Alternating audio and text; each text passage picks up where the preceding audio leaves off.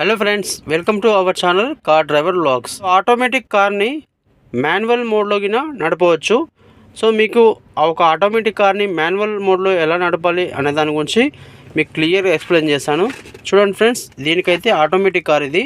So దీనికి only break and accelerator రెండే ఉంటాయి. ఇక్కడైతే క్లచ్ ఉండదు. మామూలుగా మాన్యువల్ కార్కి మాత్రమే క్లచ్ ఉంటుంది. ఆటోమేటిక్ ఏ కార్కైనా సరే ఇక్కడ యాక్సిలేటర్ ఓన్లీ బ్రేక్ రెండే ఉంటుంది. ఓకే, పి అంటే పార్కింగ్, ఆర్ అంటే రివర్స్, ఎన్ అంటే న్యూట్రల్, డి అంటే డ్రైవింగ్.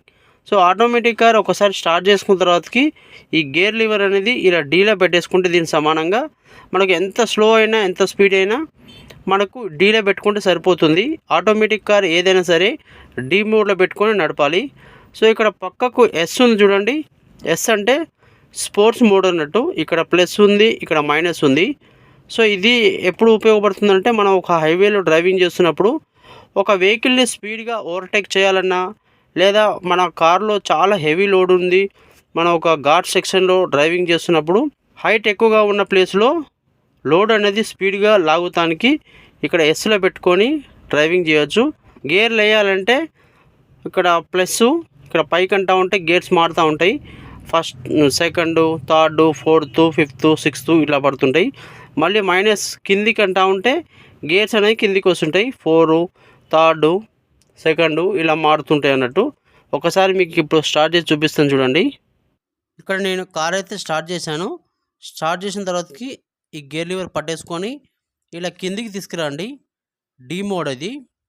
సో ఇక్కడ మనం డి అంటే డ్రైవింగ్ మోడ్.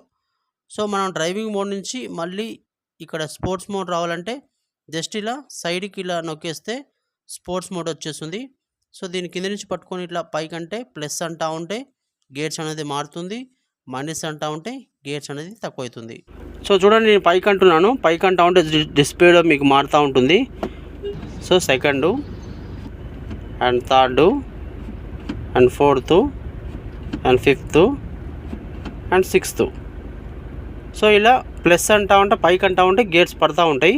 మళ్ళీ కిందికి అంటూ ఉంటే గేట్స్ అనేది కిందికి వస్తుంటాయి.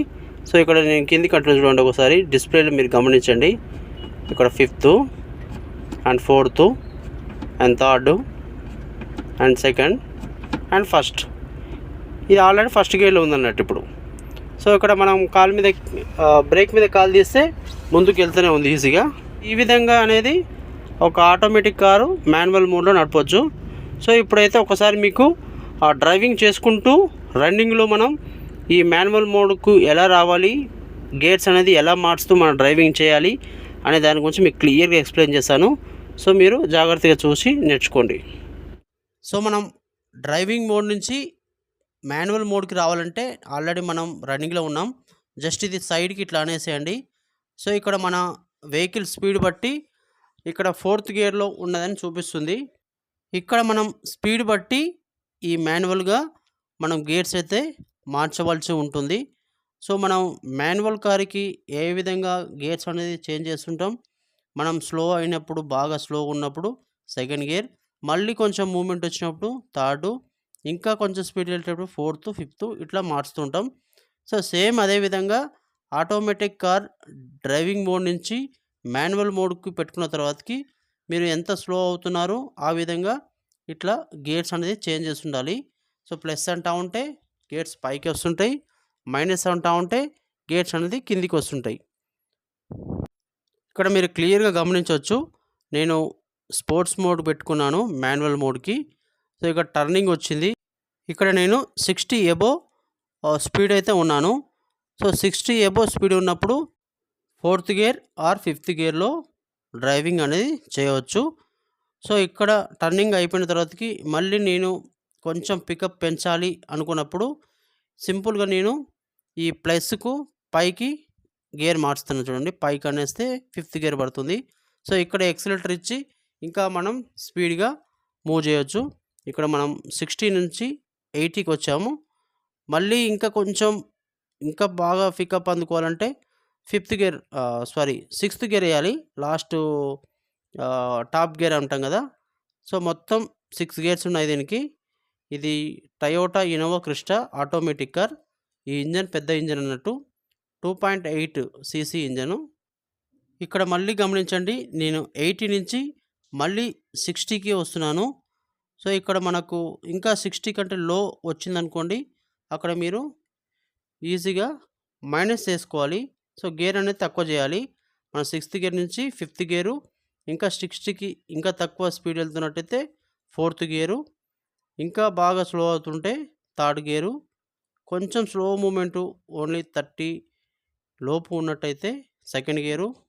సపోజు మనం మొత్తం ఆగిపోవాల్సి వచ్చింది, ముందు ఏదో స్పీడ్ బ్రేకర్ వచ్చింది, లేదా మనకి ఏదన్నా అడ్డం వచ్చి మొత్తం ఆగిపోయిన తర్వాతకి ఖచ్చితంగా మనం ఫస్ట్ గేర్ వేసుకొని మూవ్ చేయాలి. సో ఇక్కడ మీరు మాన్యువల్ కారు, గేర్ కారు నడిపినట్టు అయితే అదిగిన సేమ్ అంతే. కారు మొత్తం ఆగిపోయినప్పుడు ఖచ్చితంగా ఫస్ట్ గేర్లోనే మూవ్ చేయాలి. సెకండ్ గేర్లో మూవ్ చేస్తానికి ట్రై చేయొద్దు. మూమెంట్ అనేది అంత స్పీడ్గా రాదు. సో మనకు క్లచ్ ప్లేట్ల మీదకిన ఎక్కువ ప్రెషర్ పడుతుంది. సో ఇక్కడ టోల్ గేట్ వచ్చింది చూడండి ముందు. సో ఇక్కడ నేను బాగా స్లో చేస్తున్నాను. ఇక్కడ మీరు డిస్ప్లేలో గమనించండి, మన 3rd గేర్ ఉంది. సో 3rd గేర్ నుంచి ఇంకా స్లో అవుతుంటే నేను 2nd గేర్కి వస్తున్నాను. ఇక్కడ మొత్తంకి ఆగిపోయినాం. సో ఆగిపోయిన తర్వాతకి మనం ఫస్ట్ గేరు లేదా 2nd గేర్, కొంచెం స్లో మూమెంట్ ఉంది కదా, 2nd గేర్లో వెళ్ళిపోతుంది. సో 2nd గేర్ వేసాను. మళ్ళీ కొంచెం మూమెంట్ రాగానే ఇమీడియట్లీ 3rd గేర్ మార్చాను. కొంచెం ఇంకా మూమెంట్ రాగానే 4th గేర్, 4th, ఇంకా స్పీడ్ వెళ్తే 5th, లాస్ట్ 6th. సేమ్ ఈ విధంగా సింపుల్గా, చాలా సింపుల్గా ఆటోమేటిక్ కార్ని డీ మోడ్ నుంచి మాన్యువల్ మోడ్లో నడపవచ్చు. సో ఇక్కడ మీకు కొన్ని కార్లకైతే ఇట్లా ఎస్ అనే సింబల్ ఉంటుంది, స్పోర్ట్స్ మోడు. కొన్ని కార్లకైతే ఇప్పుడు లేటెస్ట్గా కొన్ని కార్లలో మీరు ఎం అని ఉంటుంది, గమనించండి. M+M-. సో మాన్యువల్ మోడ్ అన్నట్టు ఎం అంటే. చిన్న కార్లకైతే ఈ ఓన్లీ డ్రైవింగ్ మోడే ఉంటుంది, డీ ఫర్ డ్రైవింగ్. ఈ మాన్యువల్ మోడ్ అనేది ఉండదు. ఇది ఒక్కటి గుర్తుపెట్టుకోండి. ఇక్కడ మనం మాన్యువల్ మోడ్లో డ్రైవింగ్ చేసినాం, అయిపోయింది. సో ఇక్కడ మనం మళ్ళీ డీ మోడ్, డ్రైవింగ్ మోడ్లోకి రావాలంటే సింపుల్గా ఇది గేర్ లివర్ ఉంది కదా, ఇలా సైడ్కి ఇట్లా లెఫ్ట్కి నొక్కేయండి. ఇక్కడ మనం మళ్ళీ డ్రైవింగ్ మోడ్కి వచ్చాము. ఇక్కడ మీరు క్లియర్గా డిస్ప్లేలో గమనించవచ్చు డీ. ఇది ఫ్రెండ్స్, ఈ విధంగా మీరైతే ఏ కార్కైనా మీరు మాన్యువల్ మోడ్లో డ్రైవింగ్ చేయాలంటే ఇలా చేయొచ్చు. సో మీకు అన్ని పాయింట్స్ క్లియర్గా అర్థమైనాయి అని అనుకుంటున్నాను. సో ఇంకా మీలో ఎవరికైనా డౌట్ ఉంటే కామెంట్ చేయండి, ఖచ్చితంగా రిప్లై ఇస్తాను.